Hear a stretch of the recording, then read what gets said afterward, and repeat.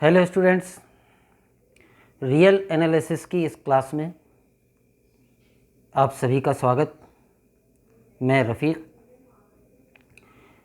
पिछले video lectures में हमने रियल एनालिसिस के काफ़ी कंसेप्ट्स पढ़ लिए हैं। हमने ऑर्डर्ड फील्ड पढ़ा था, कंप्लीट ऑर्डर्ड फील्ड पढ़ा था। उसके बाद इसी में हमने सघनता प्रमेय पढ़ी थी, प्रमेय और अपरमेय संख्याओं के लिए। इसके बाद हमने limit point, interior point, open sets, closed sets पढ़े थे। और लास्ट टॉपिक जो हमारा चल रहा था वो था काउंटेबल सेट्स। आज हम नया टॉपिक स्टार्ट कर रहे हैं, सीक्वेंस।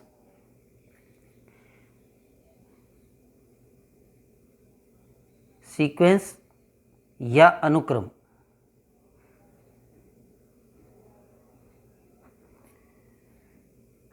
जो आपकी बुक है, जैसा कि ये सबको जानकारी है, BSc part second mathematics, university of Kota, उसके पेपर फर्स्ट में दो बुक्स हैं। एक रियल एनालिसिस और जो सेकंड बुक है थ्योरी ऑफ कन्वर्जेंस, अभिसरण सिद्धांत। थ्योरी ऑफ कन्वर्जेंस या अभिसरण सिद्धांत। तो ये जो टॉपिक हम शुरू कर रहे हैं, सीक्वेंस, ये उस सेकंड बुक में फर्स्ट चैप्टर है, अभिसरण सिद्धांत या थ्योरी ऑफ कन्वर्जेंस। सीक्वेंस क्या होता है, इस पर आते हैं। फंक्शंस के बारे में हम अच्छी तरह जानते हैं।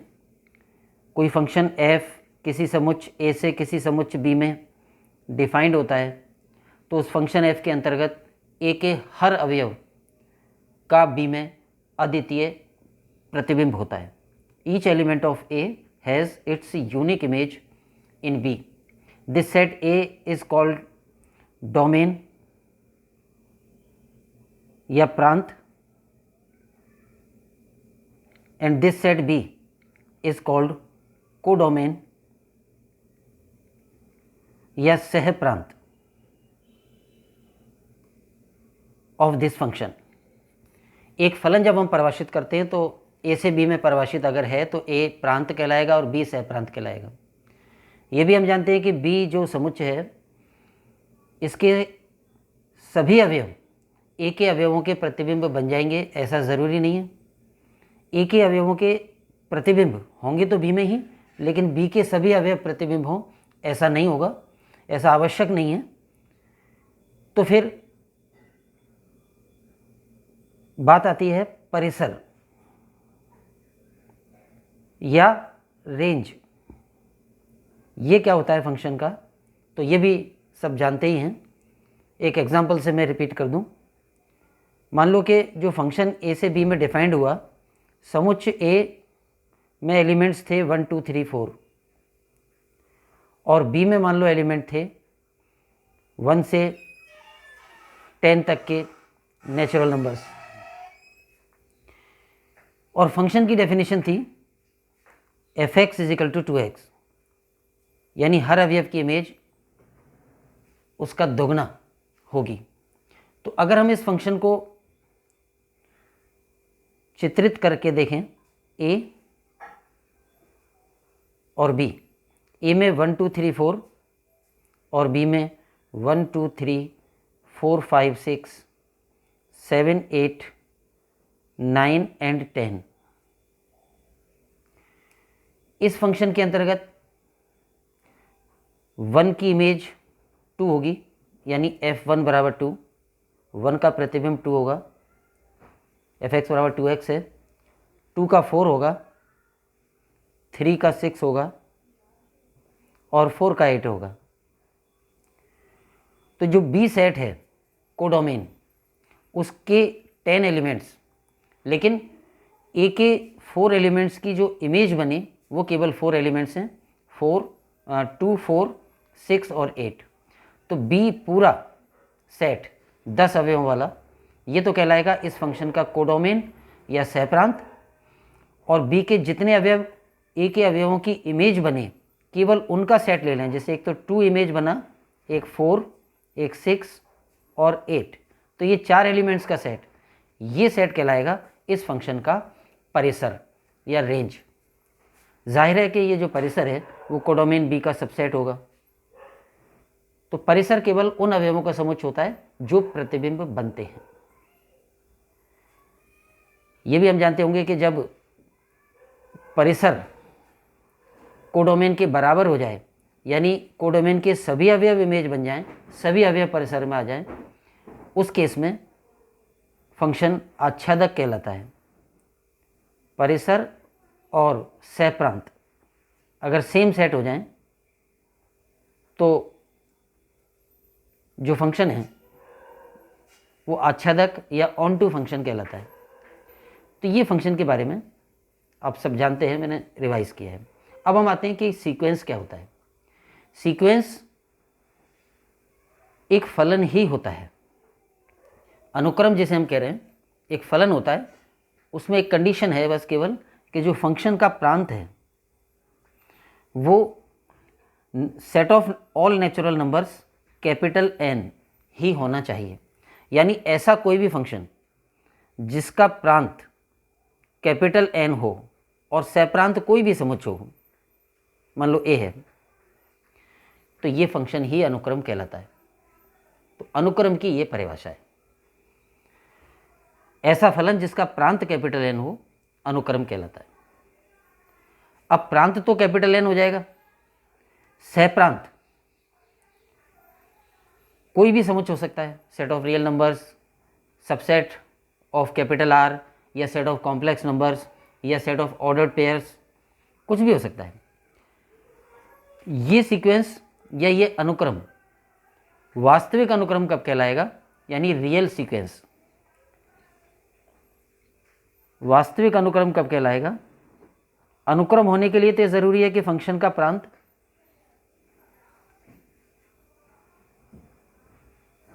कैपिटल एन हो, और वास्तविक अनुक्रम होने के लिए एक कंडीशन और बढ़ जाएगी कि जो सहप्रांत है ए वो या तो आर या आर का कोई सबसेट हो। वास्तविक संख्याओं का समुच्चय आर या आर का कोई सबसेट। तो अगर हम सीक्वेंस की डेफिनेशन देखें, सीक्वेंस या अनुक्रम ऐसा फलन जिसका प्रांत कैपिटल एन हो अनुक्रम कहलाता है। और रियल सीक्वेंस या वास्तविक अनुक्रम की परिभाषा देखें तो ऐसा फलन जिसका प्रांत कैपिटल एन हो और सहप्रांत आर या आर का कोई सबसेट हो वो वास्तविक अनुक्रम कहलाता है। क्योंकि जब सहप्रांत आर या आर का सबसेट होगा तो एन के अवयवों की जो इमेज आएंगी वो रियल नंबर्स आएंगे। तो इमेज रियल नंबर्स आएंगे, इसलिए उस सीक्वेंस को हम रियल सीक्वेंस या वास्तविक अनुक्रम कहते हैं। तो ये अनुक्रम का कंसेप्ट है। एक बार फिर बोलें बात को तो इस प्रकार है कि जिसे हम अनुक्रम कह रहे हैं वो क्या होता है, एक फलन जिसका प्रांत कैपिटल एन होता है। लेकिन जब हम अनुक्रम को व्यक्त करते हैं तो फलन जैसा वो नहीं लगता है। हम लिखेंगे xn कोई सीक्वेंस है, ऐसे लिखेंगे।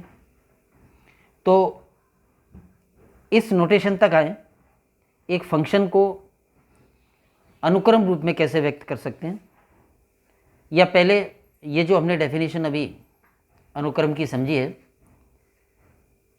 इसे राइटिंग में ले लें तो इस प्रकार बनेगा। सीक्वेंस या अनुक्रम डेफिनेशन हो जाएगी वह फलन जिसका प्रांत यानी डोमेन कैपिटल एन हो अनुक्रम कहलाता है। रियल सीक्वेंस या वास्तविक अनुक्रम, तो इसकी परिभाषा ये हो जाएगी वह फलन जिसका प्रांत कैपिटल एन तथा सहप्रांत आर या आर का कोई अरिक्त उपसमुच्चय हो वास्तविक अनुक्रम कहलाता है। ये function with domain capital N and codomain R or any non-empty subset of R is called real sequence। अब जब फलन n से R में या n से R के किसी उपसमुच्चय में है तो n के जो अवयव होते हैं 1 2 3 एंड सो ऑन, इनके प्रतिबिंब आएंगे, वो सहप्रांत के अवयव होंगे, परिसर के अवयव होंगे, वो अनुक्रम के प्रथम द्वितीय तृतीय पद कहलाते हैं। तो क्योंकि n में तो अवयव फिक्स हैं, यही होंगे, और इन अवयवों के प्रतिबिंब आएंगे ही क्योंकि फंक्शन का प्रांत n है। तो इन अवयवों के जो प्रतिबिंब होंगे उन्हें हम कहते हैं इस अनुक्रम के क्रमशः प्रथम पद, द्वितीय पद, तृतीय पद एंड सो ऑन, पद कहते हैं इनको। तो फिर अनुक्रम को ज्योमेट्रिकली कैसे रिप्रेजेंट किया जाता है, ज्योमेट्रिकली नहीं, अनुक्रम को शॉर्ट नोटेशन में कैसे रिप्रेजेंट किया जाता है वो हम इसमें समझें। रिप्रेजेंटेशन ऑफ ए सीक्वेंस, अनुक्रम का निरूपण। उससे पहले एक बात ये समझ लें कि सीक्वेंस एक जनरल कंसेप्ट है और रियल सीक्वेंस उसका पर्टिकुलर रूप है। अनुक्रम में तो सहप्रांत कोई भी सेट हो सकता है, लेकिन वास्तविक अनुक्रम में सहप्रांत आर या आर का सबसेट होता है।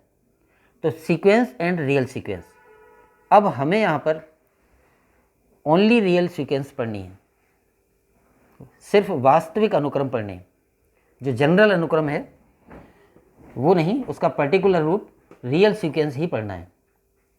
इसलिए इस पूरे चैप्टर में हम वास्तविक अनुक्रम को बार बार वास्तविक अनुक्रम नहीं बोलेंगे, शॉर्ट में उसको अनुक्रम ही बोलेंगे। तो अब से आगे अनुक्रम का अर्थ वास्तविक अनुक्रम ही समझें। बार बार हमें वास्तविक शब्द नहीं लगाएंगे, लेकिन क्योंकि हम केवल वास्तविक अनुक्रम ही पढ़ रहे हैं तो आगे जब भी हम अनुक्रम बोलें तो उसका मतलब वास्तविक अनुक्रम ही होगा। अनुक्रम का निरूपण, रिप्रेजेंटेशन ऑफ ए सीक्वेंस। तो एक एग्जाम्पल से हम देखें कि एक फलन अनुक्रम कैसे बनता है और उसको अनुक्रम रूप में कैसे व्यक्त किया जाता है। ये उदाहरण लिया, फंक्शन f n से r में, फंक्शन का प्रांत सेट ऑफ नेचुरल नंबर ले लिया, ज़रूरी है अगर ये फंक्शन को हमें अनुक्रम कहना है तो। प्रांत कैपिटल N और सह प्रांत हमने R ले लिया, set of all real numbers. और फंक्शन की डेफिनेशन ये हो गई कि F N is equal to 1/n for all n belong to capital N, यानी हर अवयव की इमेज क्या आएगी, उसका 1/, यानी उसका रेसिप्रोकल।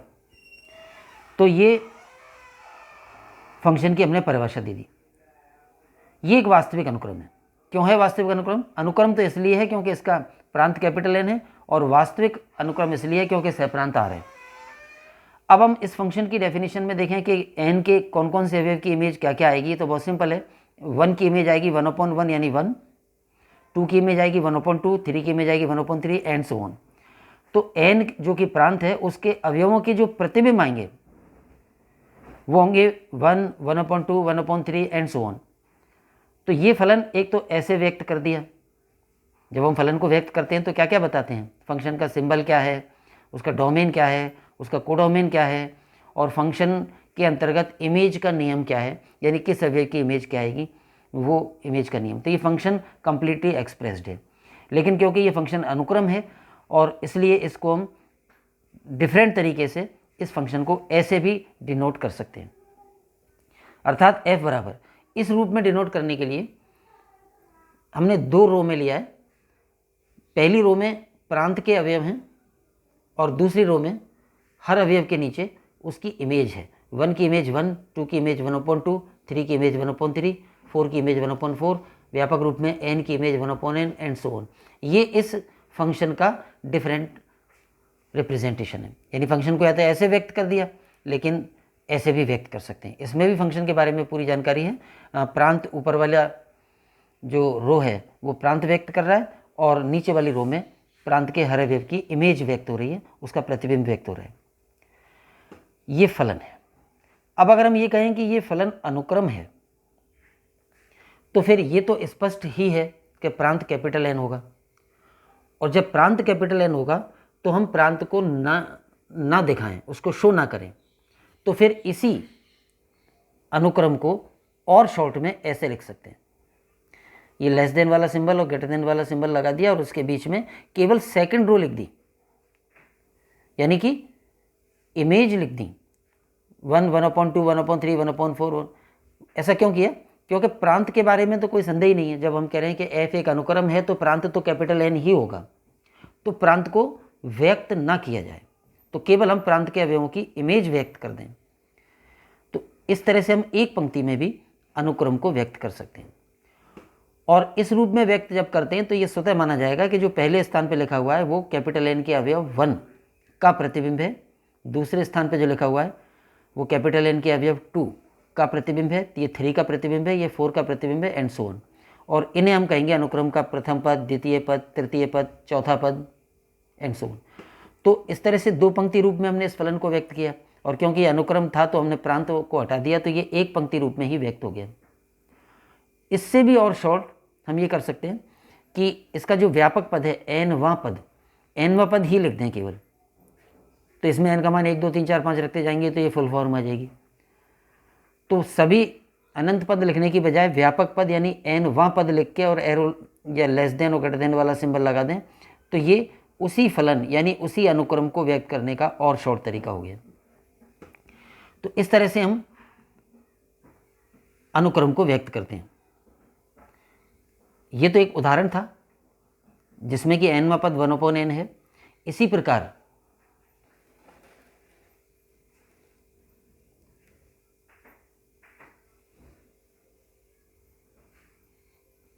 किसी अनुक्रम का एनवां पद xn हो तो उस अनुक्रम को इस रूप में व्यक्त कर देंगे। इसको हम पढ़ेंगे सीक्वेंस xn, द्वारा निरूपित कर देते हैं।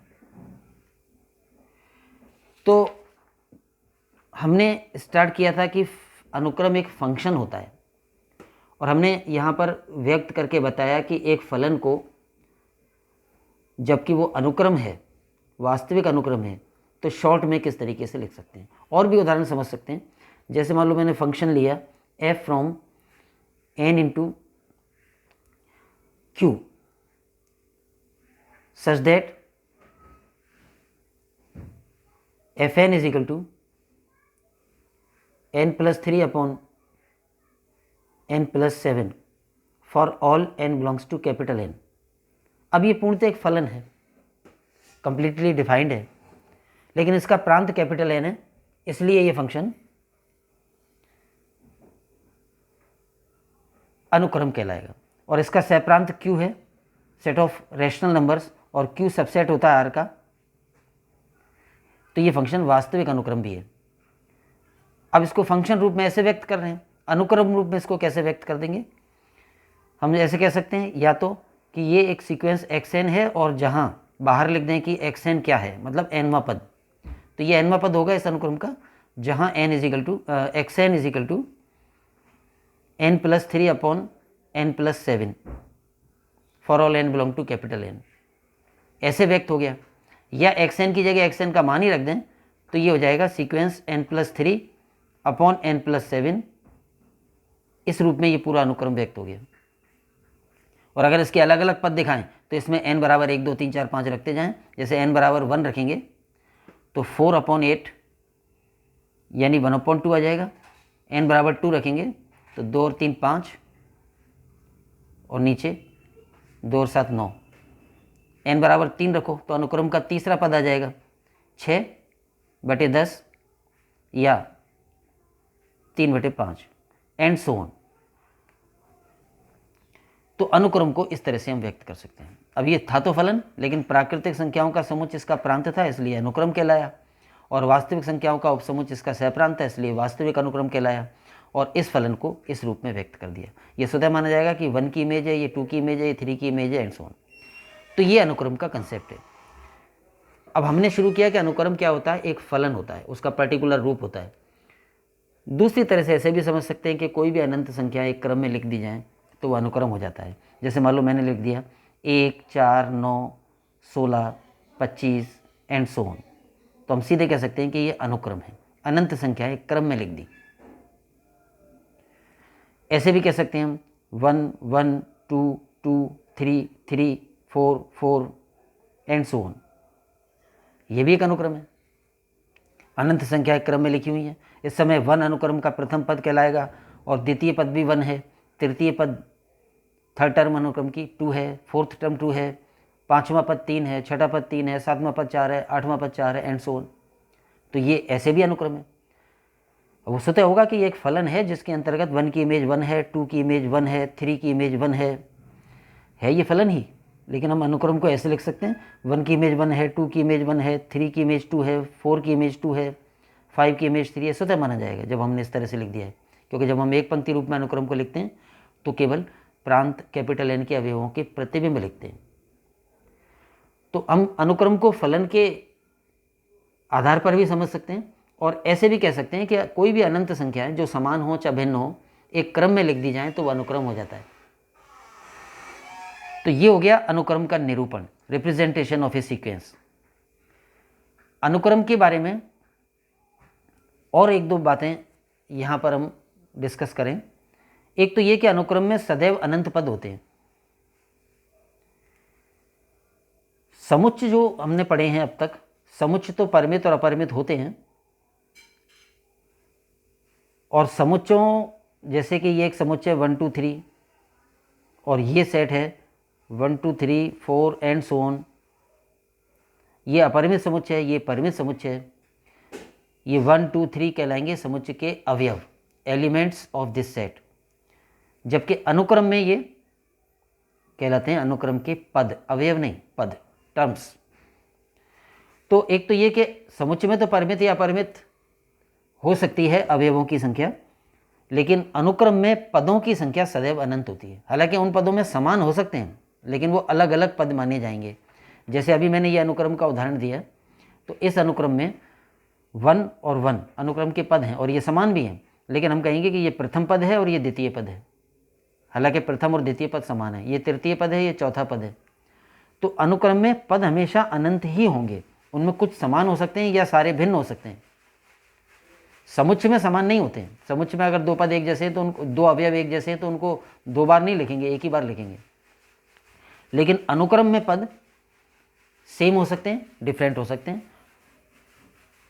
सेम हो चाहे डिफरेंट हो, उन्हें एक क्रम में अनंत बार लिखा जाएगा, अनंत स्थानों पर लिखा जाएगा। तो हम यहाँ पर थे, अनुक्रम में सदैव अनंत पद होते हैं जिनका भिन्न भिन्न होना आवश्यक नहीं है, यानी any two terms of A sequence may be equal और मे बी डिफरेंट। एक बात जो और यहाँ पर लिखी है, अनुक्रम के सभी पदों का समुच्चय परास कहलाता है, रेंज। अभी हमने पढ़ ही लिया कि परास क्या होता है, फंक्शन की जो परास होती है। जैसे ये था बी कोडोमेन है, जितने अवयव इमेज बने वो रेंज होती है, ये परास होती है। तो फलन की जो परास होती है वही अनुक्रम की परास होती है, क्योंकि अनुक्रम भी एक फलन ही होता है। तो परास का मतलब हो जाएगा अनुक्रम में जितने पद आए उनका समुच्चय। जैसे ये अनुक्रम जो अभी हमने यहाँ पे लिखा 1, 4, 9, 16 एंड सो ऑन, इस अनुक्रम में सारे पद भिन्न भिन्न हैं।